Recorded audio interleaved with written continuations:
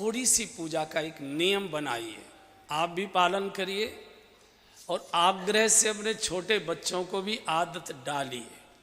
आप जो करते हैं उसमें मैं मना नहीं कर रहा हूँ, जो आपके गुरुदेव ने, किसी आचार्य ने जो पूजा पाठ विधि जो कुछ बताया है, मैं उसमें कोई दखल नहीं दे रहा। मैं बहुत छोटी सी क्रिया का निवेदन करता हूँ कि आप इसको अपने जीवन में स्वयं और बच्चों से इसका पालन कराइए।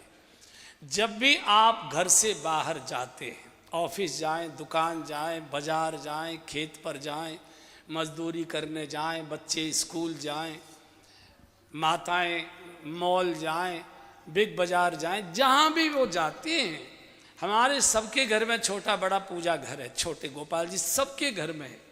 बिल्कुल तैयार होकर, गाड़ी की चाबी हाथ में, बिल्कुल जूते मोजे भी पहने हुए, मंदिर में घुसिए, बस देहली पर खड़े हो जाइए अपने पूजा घर के। भगवान नमस्कार, हम वहाँ जा रहे हैं, इतने बजे वापस आएंगे। ये बोलना पड़ेगा होठ से, जैसे मैं बोल रहा हूँ।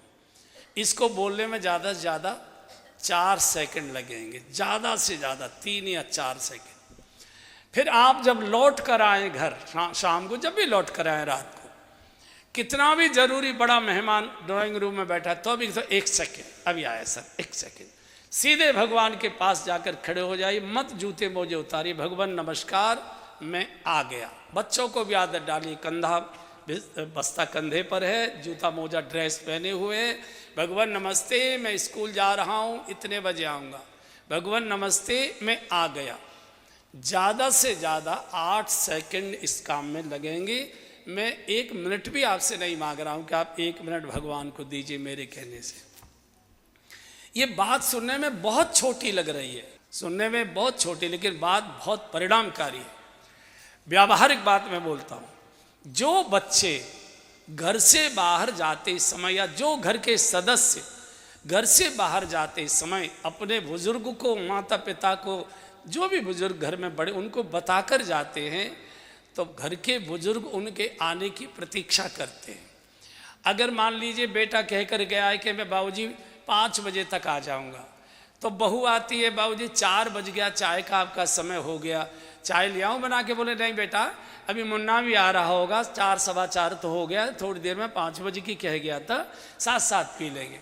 माता पिता बच्चे के आगमन की प्रतीक्षा करते हैं। और जो बच्चे बिना बताए जाते आते, अब हम इतने बड़े हो गए, खुद बाल बच्चेदार हो गए, बताने की ज़रूरत है, सबको मालूम है कि हम फैक्ट्री जा रहा है। तो जो बिना बताए जाते हैं, उनके माता पिता उनके प्रति निश्चिंत से रहते। कोई पूछे कि सुरेश कहाँ गया है, बोले भैया वाकई माया वो ही जाना है, हमें तो मालूम ना है, हमें तो कभी ना बतावे कहाँ गयो, कहाँ से आयो, कब आयो, हमें ना मालूम। निश्चिंत रहते। ये जो बैठा है मंदिर में, कौन बैठा है? माँ तू पिता तुम मेरे, शरण गहूँ मैं किसकी, स्वामी शरण गहूँ मैं किसकी, तुम बिन और न दूजा, प्रभु बिन और न दूजा, आस करूं मैं जिसकी, ओम जय जगदीश।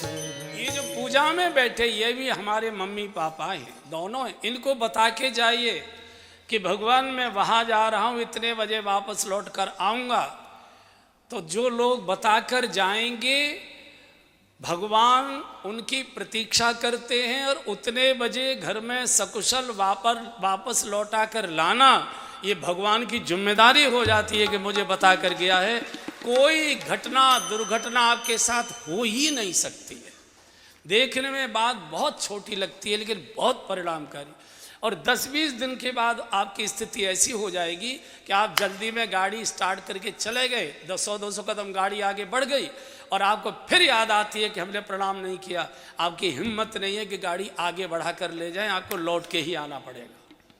किसी भी प्रकार की कोई अनहोनी साथ हमारे हो नहीं सकती। बच्चों को भी आदत डालिए, आप भी इस आदत का पालन करिए, और आप मुझे ढूंढेंगे कि क्या परिणाम होता है इसका।